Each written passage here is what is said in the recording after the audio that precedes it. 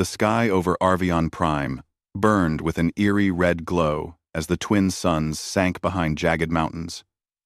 Smoke rose from the colony, settlements scattered across the barren plains. The human colonists were a resilient people. But the Virelian attacks had tested their endurance beyond anything they had imagined. Fires crackled in the distance as alarms blared across the colony. Commander Elias Kane sprinted through the narrow streets of the settlement. His armor was scratched and scorched, and his chest burned from exertion. But his eyes were fixed ahead. The reports had come moments ago. A small child trapped near the colony's edge. Every second counted. He had faced danger before. He had faced worse. But something about seeing fear in a child's eyes made a man's heart pound faster than any battle adrenaline could. As he ran, the sounds of the Virelian screeching weapons echoed in the air. Their alien technology was unlike anything humans had designed. Pulses of violet energy shot across the streets, scorching walls and cracking concrete. Colonists screamed and scrambled for cover, dragging wounded companions behind them. Elias didn't hesitate. Around a corner, he saw her. A small girl, no older than 6, trapped under a collapsed metal beam. Dust and debris clouded the air around her, and the distant blasts of alien weapons made the ground tremble. She was crying, calling out for anyone to save her. "Lyra!" a voice shouted nearby. It was her mother, Sarana Vey, her figure tense with desperation. She waved frantically, trying to reach her daughter, but the debris and incoming aliens blocked her path. Elias's instincts kicked in. He lunged forward, lifting the beam with strength born from sheer determination and fearlessness. He knew the beam could crush him if it shifted, but he ignored the pain from his own burns and bruises. A pulse of violet energy shot toward them. Elias reacted without thinking. He shoved the child aside, taking the full force of the blast himself. The energy slammed into his chest, throwing him backward across the rubble. His armor sparked and hissed, and a sharp pain tore through his side, but his grip never faltered. Lyra gasped, scrambling away. Wide-eyed, Elias groaned but pushed himself up. The aliens advanced, their claws scraping against the concrete walls. Elias raised his plasma rifle and fired, careful not to hit the child. "Stay behind me," he shouted, his voice rough from pain. Sarana's eyes widened. She had heard of Elias Kane, the soldier who had survived countless battles and led successful counterstrikes against the Virelians. But seeing him take a direct hit to protect her child filled her with awe and terror all at once. "Lyra, run!" Sarana screamed, finally finding a safe path. She grabbed her daughter's hand, pulling her toward a temporary shelter. Elias covered them, firing with precision, each shot disabling an alien attacker. The Virelians were fast, their movements jerky but calculated. They had no mercy for weakness, but Elias's resolve burned brighter than their hatred. He fought with the raw courage that only humans seem to possess, a mixture of instinct, intelligence, and sheer heart. One of the aliens lunged toward Lyra, claws extended. Elias didn't even hesitate. He threw himself in the path, taking another blow to his side. Pain seared through him, but he blocked the alien's strike, driving it back with a forceful kick. The creature hissed and retreated, but Elias barely had time to stand before another appeared. Finally, the last alien in that immediate attack fell to his careful aim. Elias stood amidst the smoke and rubble, chest heaving, vision blurry from exhaustion and injury. He looked down at the child. Lyra's small face was pale, her eyes wide with fear, but shining with gratitude. "You're safe now," he said, his voice rough but calm. "You're safe." One. Sarana rushed forward, gathering Lyra into her arms. She examined Elias quickly, noting the sparks of damage on his armor and the cuts on his arms and face. She could see the exhaustion, but there was a steadfast fire in his eyes. "You saved her," she said, her voice trembling. "You could have." I couldn't leave her there, Elias interrupted, giving a faint, pained smile. Serana's hands shook. She had dealt with fear and death on Arvion Prime countless times. But seeing a man willingly take blows meant for a child had pierced something inside her. She had trained herself to be logical, to think of survival and efficiency. But here was a human, showing the strength of the heart over strategy, bravery over self-preservation. Can you walk? She asked cautiously. Stepping closer, Elias gritted his teeth. I'll manage, he said, testing his legs. The pain flared, but he forced himself upright. We need to get somewhere safe. R. The pan. R. We need to get somewhere safe. She nodded, her mind racing. She didn't know how long this man could hold on in his condition, but she couldn't leave him exposed. She guided him toward her lab, a reinforced facility used to develop defense technologies against the Virelians. The streets were still dangerous, but Elias covered them, firing whenever a Virelian appeared. Inside the lab, Serana helped him to a medical bed. She immediately activated the healing protocols, nanotech injectors, automated bandages, and pain suppressors. The technology worked quickly, but she could see the toll on his body. You need rest, she said firmly. Elias shook his head slightly. Rest comes after the fight, he murmured. But he allowed her to adjust his armor and check his wounds, realizing that he couldn't continue without some help. Lyra crawled onto the bed beside him, her small hand reaching for his. Thank you, she whispered. You saved me. Elias smiled faintly, looking down at her. I told you. No one gets left behind. Serana watched them, her heart heavy and conflicted. She had always admired human bravery in theory, but seeing it in practice the way Elias had thrown himself into danger without hesitation was something else entirely. It was raw, unyielding, and undeniable. You don't have to stay, she said quietly, addressing Elias. Once you're better, you can leave. You don't owe us anything beyond what you've already done. Elias met her eyes. I saved her. That's all I ever meant to do. I'm not asking for anything in return. But Serana felt a pull in her chest. A stubborn, unexplainable need to keep him here, not as a prisoner, but as a presence she could trust, a shield against the horrors that lurked outside. She said nothing, but her resolve hardened silently. The lab was quiet for a moment, except for the soft beeps of medical monitors. Outside, the colony remained under threat, but inside, there was a small bubble of human courage and hope. Elias had fought not for glory, not for reward, but for life itself, the life of a child who had no way to defend herself. And in doing so, he had awakened something in Serana, a recognition of the strength and goodness inherent in humanity. The sun set completely behind the jagged mountains, casting Arvion Prime in twilight. Yet, within the lab, a quiet warmth lingered, a spark of light in the darkness. Elias, though injured, had survived. Lyra, though terrified, was safe. And Serana, though conflicted, knew that her life had changed in ways she could not yet fully understand.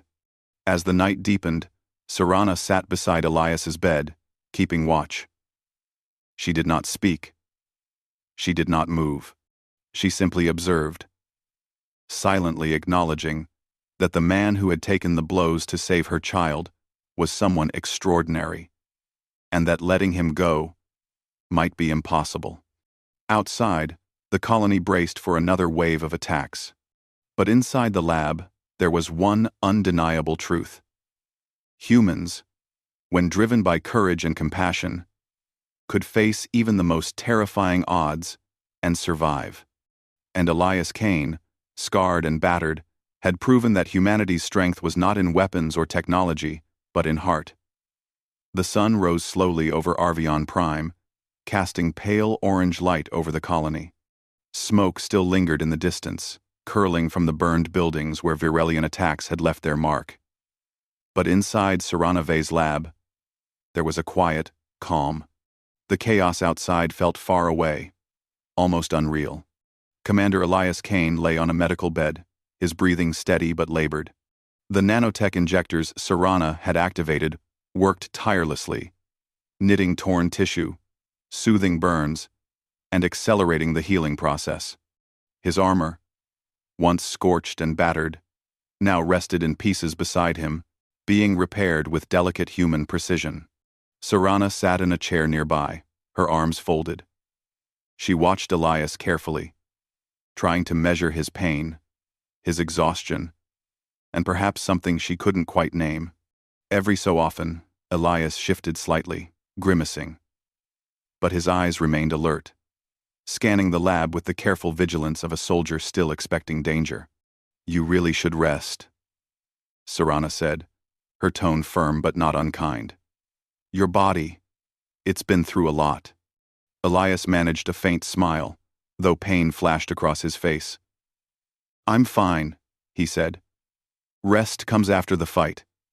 And right now, there's a fight still going on outside." Serana shook her head. "That fight is not yours alone. The colony is preparing defenses. The soldiers are regrouping. You don't have to risk yourself further while you're like this." Elias looked at her, and for a moment, the mask of the fearless soldier slipped. "You know what I see when I look outside?" he asked quietly. "I see children and families and people who have no way to protect themselves. I see hope. And if I can do something to protect them, I have to." Serana's heart tightened. She understood his words, even if part of her mind urged caution. Humans were strange creatures, fragile, yet unbreakably brave. They risked everything not for glory, but for others. She had read about it in reports, but seeing it firsthand, embodied in Elias Kane, was something else entirely. Lyra, sitting cross-legged on the floor, watched Elias with wide eyes. The child had been traumatized by the attack, but there was something about the man who had saved her that drew her in. She crawled closer, still hesitant, and finally spoke in a small voice. "Are you going to be okay?" Elias turned his head and gave her a faint smile. "I will be. Thanks to you and your mother, making sure I stayed alive long enough to heal." Lyra giggled softly, and the sound made Serana smile, despite her worry. The bond between Elias and her daughter had formed in a matter of hours, forged in the fire of life and death. "Your daughter is brave," Elias said, glancing at Serana. "But she's also lucky, and some of that luck comes from other humans being willing to take risks for her." Serana's jaw tightened. "You risked yourself for her, and for that, I'm grateful. But you don't have to stay. You could leave when you're healed." Elias tilted his head slightly. "And leave her?" he asked quietly. "After what I've seen? After what I've done? I couldn't live with myself." Serana's breath caught. She wanted to argue, to insist that he rest and leave when ready. But something inside her, the instinct humans often called empathy, told her this man was different. Not because he was stronger or smarter, but because he cared in a way most humans didn't. Over the next several days, Elias's recovery progressed. The nanotech injectors worked wonders, and Serana's careful tending ensured that he regained strength faster than most soldiers could. But his mind never rested. Even lying in the bed, he spoke about the colony, the settlements, and the strategies needed to protect everyone from future attacks. "I've studied the Virelians," Elias said one morning as Serana adjusted his bandages. "They have predictable attack patterns. They rely on speed and intimidation, but they're not very creative. If we force them into unfamiliar territory, we gain an advantage." Serana raised an eyebrow. "You're already thinking about counterstrikes while recovering?"